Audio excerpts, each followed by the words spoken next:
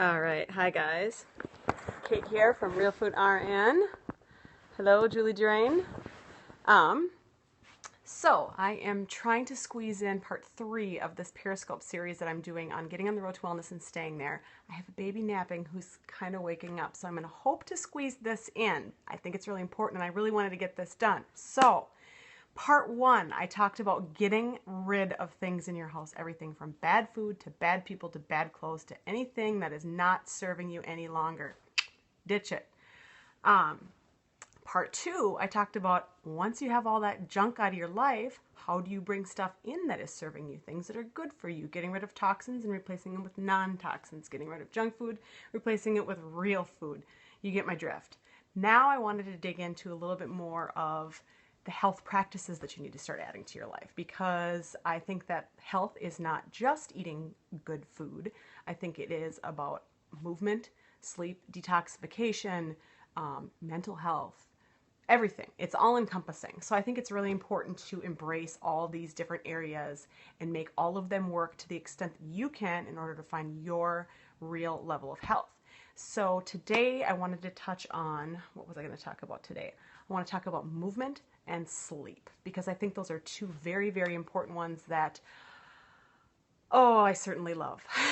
And I love to get in my day. And I have a 14-month-old who's sleeping right now. He still gets up 2 to 3 times a night to nurse. So 14-month-old. Did I say 14 year? I meant 14-month. So I'm not getting a whole lot of sleep. So I really work on this sleep hacking thing. So, I think we'll just get started with sleep. So I think it's super important. So first of all, just let's talk about what sleep is. Sleep is the time where your body rejuvenates, it processes the information for the day. That's why we have dreams, vivid dreams. Sometimes if you use, I use release and purification essential oil, and I rub it over my liver at night because it helps you process negative emotions.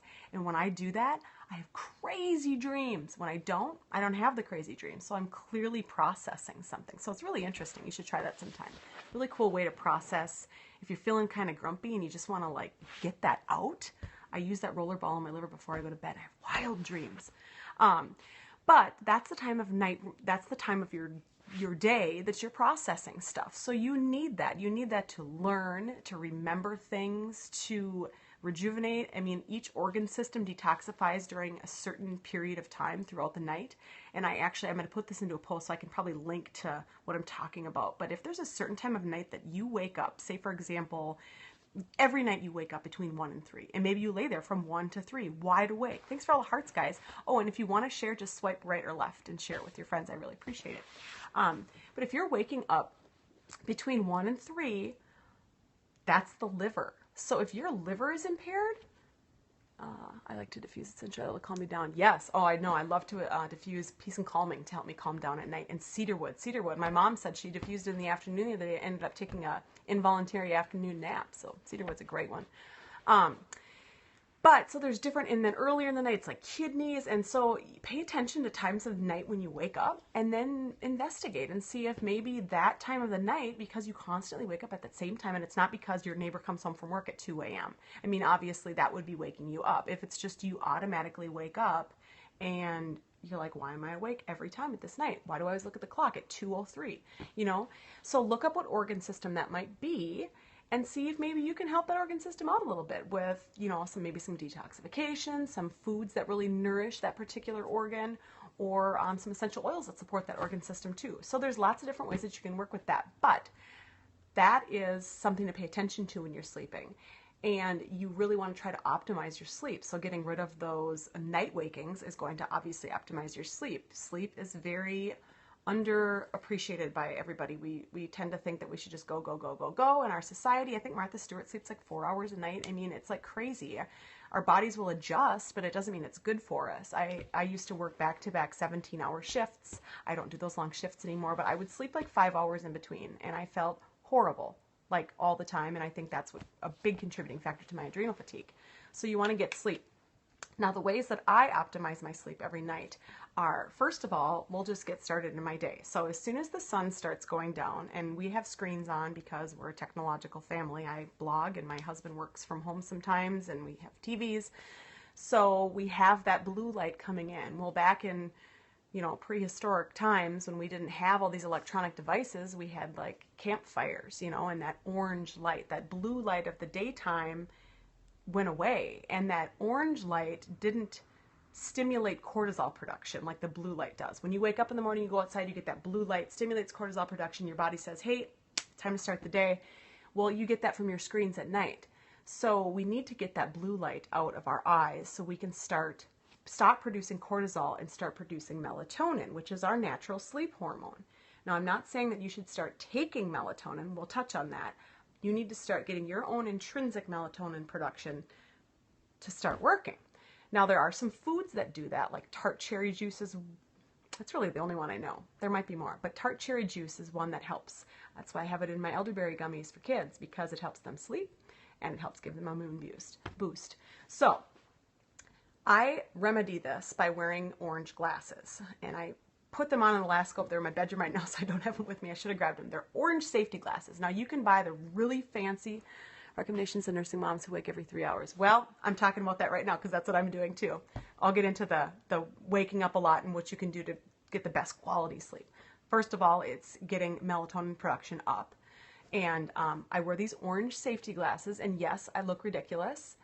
And you know what? I don't care because I sleep so much better with them. And I was at a conference recently with some of my blogger friends, and one of my friends came in with her orange glasses on, and she's like, I'm sorry, guys. I'm like, oh, I so wish I would have brought mine along. I thought everyone was going to think I was crazy. But no, I mean, they're that amazing. You can buy really high-end ones and pay, a pretty penny. They look a little nicer. Me, I paid $7.19, I think it was, on Amazon for these orange safety glasses. They work exactly the same. I'm not kidding you. We had blue LED lights in our Christmas tree this year. When I put those goggles on, it looked like all the tree lights had turned off. Like I thought my tree was unplugged. I lifted it up. They're still there. It completely blocks the blue light with these orange glasses. I will link to these when I put this up in a post. Otherwise, you can just search orange safety glasses on Amazon and find them. I wear those every night if I'm going to be in front of a screen. I mean, if I'm just sitting up reading, I have an orange light bulb in my bedroom. Yes, and F.Lux, I'm getting to that too. I have an orange light bulb in my bedroom on my nightstand. So if I'm just reading in bed, I don't wear my orange glasses because I just open up my book and I turn on my little orange light, and it's very low and it's very dim. So get the orange light. There's also, that was just mentioned, it's F.Lux.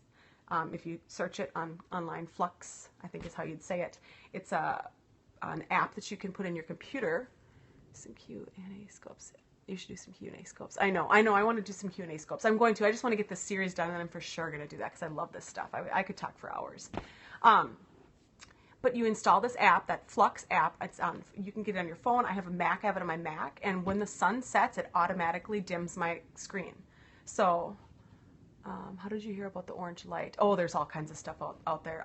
If you... Chris Kresser and Mark Sisson, I think, were the first people I heard mention it in the Primal Blueprint, I think is where I first heard it. But then I heard it from a million other people. And so I just always, and you can definitely search the melatonin cycle if you look online and you see that the blue light starts the cortisol. That's why they say it's really important to regulate your sleep-wake cycle, to get out in the morning and get that morning sunlight in your eyes, because it stimulates that production and regulates that cycle. So I go running every morning before my husband goes to work. I don't miss it. I mean, I take rest days on the weekends. I don't miss runs. They are my therapy. They are when I listen to podcasts on nutrition. They are my alone me time. I need them. I need them. I need them. I also get that light in the morning, put on my orange glasses at night. Big time game changer. If I get off of that, it's horrible. Thank you. I have a real sleep issue. Okay, good. Yes, good. Sleep is very important to me, so that's why I love this topic. So the orange glasses, the Flux on your computer, turn down your lights, put in orange light bulbs if you want to. If you're going to watch TV at night or you're going to be on your computer like I am, do these things, okay? And I'm not kidding you. I bought the orange glasses for my husband. He wears them, but he says that when he wears them, he notices a difference. Now, why he doesn't continue to wear them is just one of those paradoxes, one of those weird things about guys. No offense, guys. So we have that. Then I also use magnesium, because magnesium is the relaxation mineral, and you need that to chill out. It is depleted by stress, it is depleted by sugar, it is depleted by alcohol, it is depleted by everyday life, because who doesn't have stress? I always take magnesium every single day. There are all different kinds of posts out there on the different kinds of magnesium you should take. Personally, for myself, I like a powdered magnesium calcium because they work together. I take that in the morning. I just mix it in water, drink it down. Really helps with the mood. Really helps like during holidays if you've been at a party and maybe you had some wine and some sugar and the next day you're just kind of like, drink some of that magnesium. It calms you down.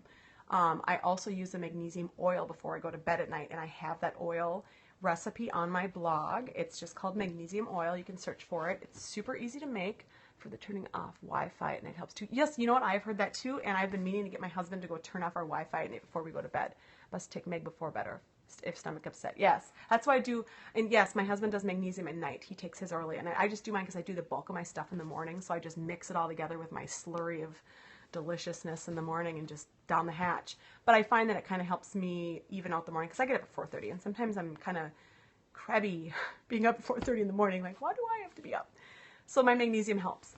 But then I rub the magnesium oil on my lower back before I go to bed at night. What brand do you use of magnesium powder? I'm interested in that. I actually use Natural Calm. I just like that. I like the taste. It doesn't irritate my gut. So far, that's the one that I have always come back to. I've tried others, and then I come back to Natural Calm. I don't know. That's just the one I really like. It really works well with my body chemistry. But like I said, everyone's a little bit different. So I encourage you to just go out and try what you think would be right for you. And another thing, you can get magnesium in food. Leafy greens. I eat a ton of leafy greens, very high in magnesium. Raw cacao nibs. If you've never had them, go buy some. They're amazing. Natural chocolate. I put them in my smoothies. Great dose of natural magnesium. I think it's actually one of the highest, maybe the highest source of magnesium in a food source is from raw cacao nibs. So good stuff. Unsweetened, totally bitter chocolate. Good stuff though. So get your magnesium. So I was talking about the magnesium oil. So what it is, it's magnesium flakes dissolved in water. You heat it up, you dissolve it. It's kind of a greasy water. It's not really a complete oil. But I rub it on my lower back because it can be kind of itchy. What did you call that? The cacao nibs? Is that what you're saying? CACAONIBS. It's a raw chocolate. You can find it on Amazon, on anywhere. Cacao nibs. Yep, and they have them at Thrive Market. I get them there. They have a really good price. You can get them anywhere. They're great. I put them in my smoothies every single morning. It adds a nice chocolate flavor. Yeah, cool. And so the dark chocolate rich in magnesium. Well, yes, dark chocolate is rich in magnesium, but it's also rich in sugar. So it's kind of like they kind of cancel each other out if you eat too much of it. You know what I mean? But dark chocolate is definitely great, and it is definitely one of my treats. And there's a reason why I think women crave chocolate so much is because we, as women, try to do so many things, all the things. We're sleep deprived. We're constantly, eating sugar, at least 70%. So I think that we're a little bit more magnesium depleted than men are. Not to say that men don't do their fair share, but I just think that women tend to stress ourselves out a little bit more, need more magnesium. So the magnesium oil. When you put it on your skin, it can be kind of itchy, and I've put it on my arms. I used to use the spray where you kind of spray it on, and then I'd be itching, especially in the winter months. Right now it's January here, it's cold, it's dry, our house is really dry even though we have a humidifier. So I found that my lower back itches the least. It itches for maybe 30 seconds to a minute, and then it gets absorbed and it goes away. But when I was pregnant, see, now this is how I tested it and found it to be very effective, is that when I was pregnant, you oftentimes get those leg cramps at night. And when you're pregnant, if you've ever had those leg cramps, they're paralyzing, Charlie horses. Like you wake up and you can't even breathe. It hurts so bad. And the only time I would have those is if I forgot to put my magnesium oil on my back at night. And I would get up and I would go do that, and I would fall back asleep and I'd be fine. So I really think it works. So I use it every single night. I actually just made up a batch of it today.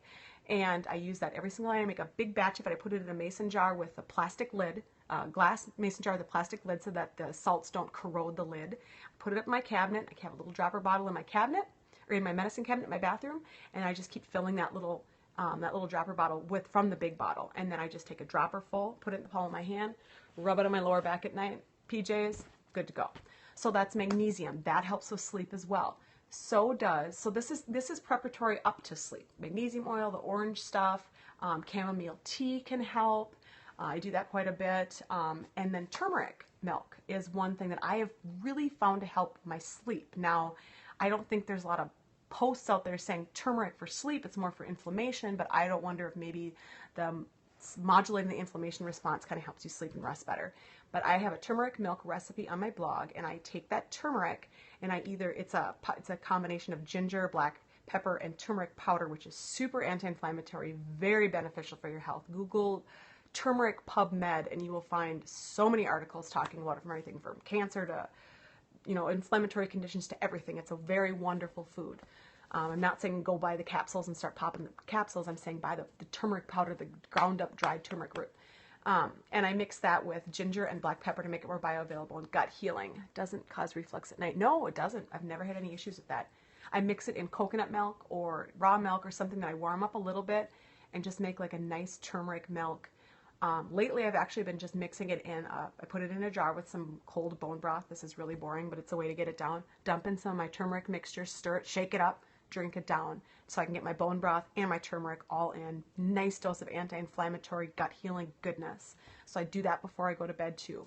And this all sounds like I'm doing all these weird routines and stuff, but it's not. Once you start implementing this stuff into your day, you don't even notice you're doing it anymore. This is just like brushing my teeth. This is the same stuff that I do every night, and it works. Then once I get into bed, you don't want to have TVs in your bedroom. You want your bedroom to be for sleep and other activities in your bed. But you do not want it to be about watching TV or anything like that. So I keep our bedroom is just a bed, our nightstands, our clothes, and piles of books on our nightstands that we want to get to. But you just want to keep it like your sleep sanctuary. And I highly recommend getting curtains that block out the light, especially if there's like a street light outside your window. Try to do as much light blocking and noise reduction as you possibly can. Now there's all kinds of hacks out there on YouTube and how to put like reflective material in your window to reflect the light and all this stuff. We just have some nice heavy curtains that I close and pin shut at night.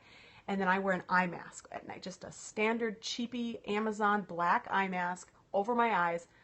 I got my husband online. Actually, I bought one that was magnetic too, so I alternate between the cheapy one and the magnetic one. The magnetic one's pretty cool. I got my husband on board doing this too, and he can't sleep without his eye mask either. Even when we go camping in the summertime, we both bring our eye masks. And now, if you know my husband, he's going to be mad if his friends find out about this. Like, he's not the guy who's going to wear an eye mask at night, but he does, and he can't sleep without it, and it really is a big game changer because you wake up at night and you don't see light.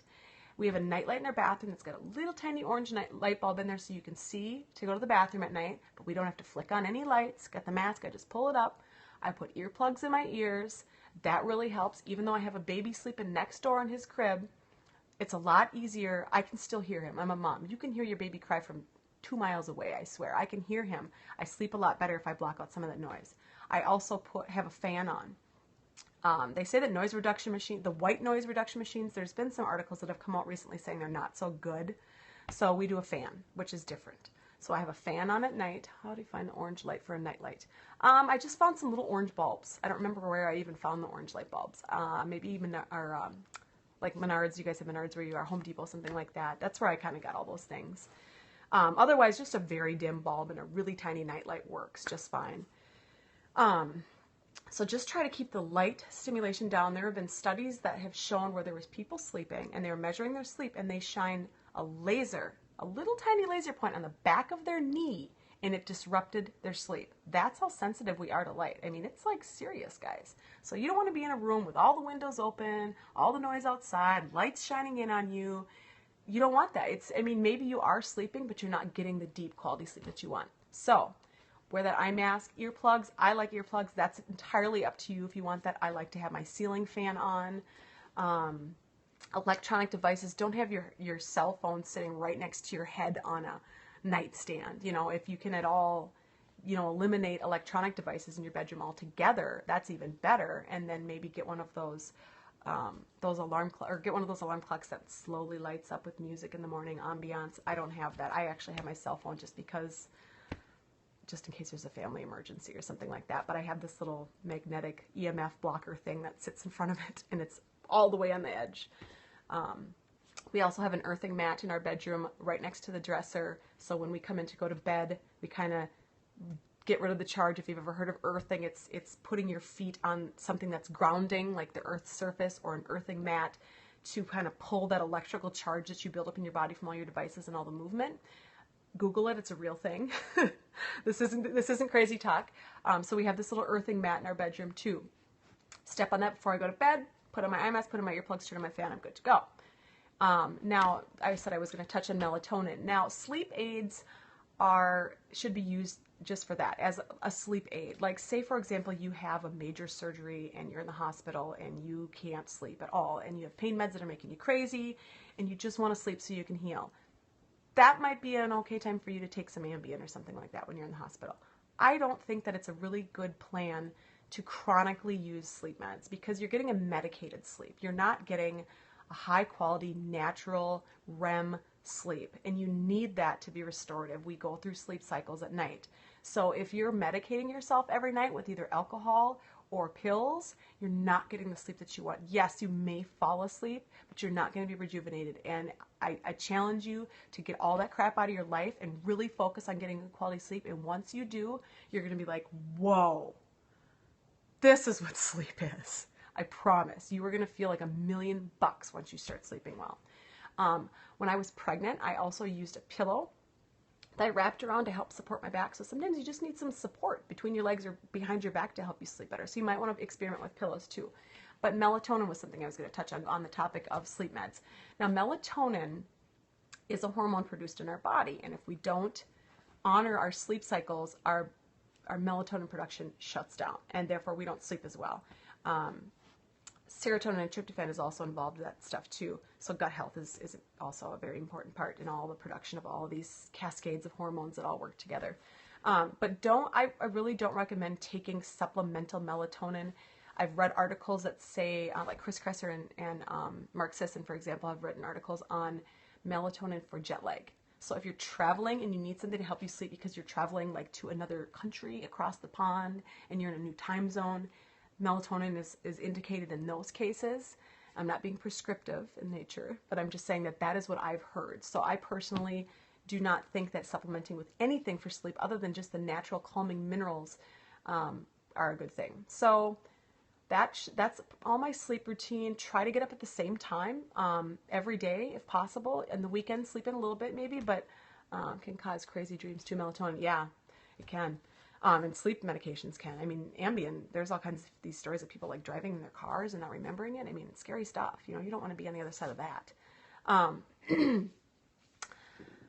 But okay, yeah, so waking up at the same time every day if possible, because that maintains a natural rhythm with your body. Like if you get up at, say, 6 o'clock every single day during the week, valerian root is, oh yes, valerian is great. Valerian is another wonderful essential oil that I'll put on the bottom of my feet. They also have teas and tinctures and stuff. I've had the valerian tincture. It's kind of smelly stuff, just to warn you. It kind of smells like stinky socks, but it does work well. And it is natural. You can find it at your health food store. It does help. Good point. I forgot about that one.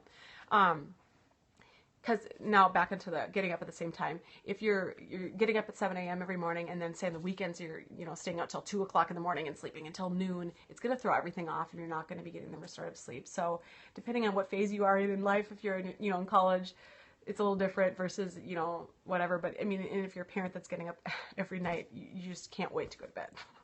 8:30 comes around and I'm like, yes, I get to go to bed now.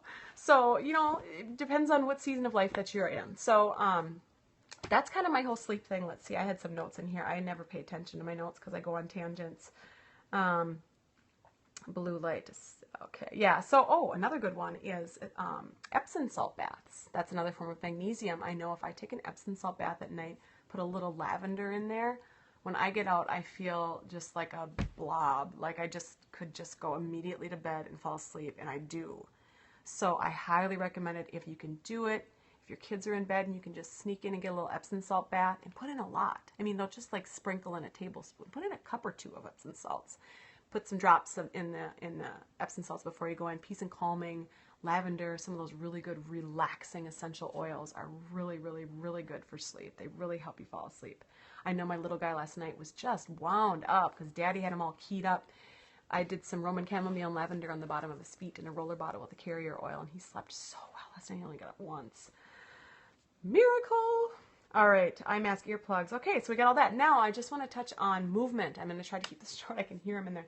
Movement is something that we should do every single day as well to keep our health, because not only does it help improve your cardiovascular health and your circulation and everything in your body, but it helps your lymph move, because our circulation is pumped by our heart. That's a circulatory system. Our arteries and veins pumps it throughout your body. You're breathing, you're pumping everything. Your lymphatic system is reliant on your muscles to contract. So if you're sitting stagnant and you're not moving, you're not circulating your lymph. So you can do something just as and lymph is what takes the waste out of your body. So you need to do that to keep the garbage man running his route, get that stuff out. So you can do something as simple as getting a rebounder, which is a small trampoline, and jumping on that for 5 to 10 minutes a couple times a week, preferably every day. That's enough to get your lymph flowing. If you can't move, if you have an advanced illness, or like maybe a really late stage adrenal fatigue and you just can barely even get up off the couch, if you can just do a little bit of rebounding, you're going to do so much good for your body. You can also do skin brushing and stuff to move your lymphatics too.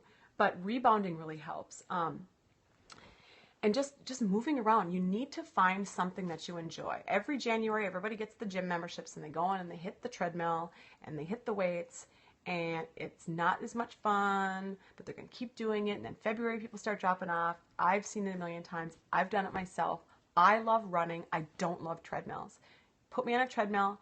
I can do 30 minutes max, and I'm like, get me out of here. 20 minutes, I'm watching the clock every minute until I get to 30 minutes. I can't stand it. You let me go running outside, I'll run a whole marathon. I love it. I love nature. I love being out in that fresh air and that sunlight. I listen to podcasts on my phone and like just soak in all the nutritional information because there's nobody distracting me. I can listen uninterrupted. I just absolutely love it. It's my therapy. Find that. Find what makes you happy. Say you love to play baseball. Join a baseball team, a summer league. Or you love dancing. Get a Wii system, hook it up to your TV and get Let's Dance or Just Dance or whatever it's called and have a dance party in your living room. Do what makes you happy. Yoga is another beautiful one. You do breath work. It helps. Yoga is so good for you. That also increases your lymphatic movement in your body. I need to do more yoga. Yoga is wonderful. You can do hot yoga where you sweat. Helps with detoxification. Find what you enjoy and make it into movement. If you like gardening, gardening is a great form of movement. You're doing up and down. For those of you who garden, I consider myself fit. I run a lot. I exercise. I use kettlebells. I do stuff. I go out and spend a day in the garden. The next day, I can hardly walk. The muscles you use when you're gardening is amazing. If anybody gardens, you've experienced that before. Your legs are sore from all the squatting and bending over. Anything with movement. Just walk the stairs when you're somewhere. You've probably heard this before. When you park somewhere, don't park in the first parking spot. Park out a ways and walk in. But do something every single day that moves your body. Do some jumping jacks. There's something called T-tap. It's real gentle movement. You can find those videos on YouTube. That's something that you can do. But everybody can move. There's no excuses. Everybody, unless you have like a condition where you physically can't move. But I'm saying everybody should try to get some kind of movement into their day at all. If at all possible. Kettlebells are wonderful. That's like my latest development for strength training in my home. I just don't ever make it to the gym. I run every morning, but my arms are like little noodles. I need to get some strength up here to support my back and stuff. So I highly recommend doing that. Yoga. And then if you want to go for a walk, but you find it to be like intensely boring, or you want to go for a run, but you find it to be intensely boring, look on iTunes and find some podcasts. I'm telling you, if I have a really good podcast on, I could run for miles because I'm so absorbed in that podcast. I don't even notice I'm running. Or I'll call my parents because that's the only time I have a chance to talk to them. And I'll be gabbing and running as I'm going along. And all of a sudden I'm like, whoa, I'm back at my house. My run is over. I gotta go. So find some way to kind of pass the time and make it more enjoyable. Get books on CD and put it in the CD player, whatever, and listen to that book. Find a book that you really, really want to read and see if there's an audio version of that, and then upload it to your MP3. Listen to it. I'm telling you, there are so many ways that you can multitask. I'm all about this. I have 100 jobs and so many kids. I don't even know what to do. So the only chance I get to read these days is if I put it on my phone and I listen to it when I'm running. So that is about all I have for movement, and just move every day. So the next part of the series, we're going to go for detoxification and what else we're going to go over? Healthy living, self-care, stuff like that. So I'm going to end this because I think it got really long, and thanks for all the hearts, you guys. But so we talked about getting rid of stuff, putting good stuff back in, and then getting some sleep and moving around. So I encourage every single one of you guys to try implementing one of these things tonight. Just one. and see how you feel. Come back and tell me about it. I'm going to be putting these videos up on YouTube. I would love to hear comments. I will put links on YouTube, and I think I'm going to create an email series with all of these in as well. So stay tuned, and thanks you guys for listening. Woo! And I will see you in the next one.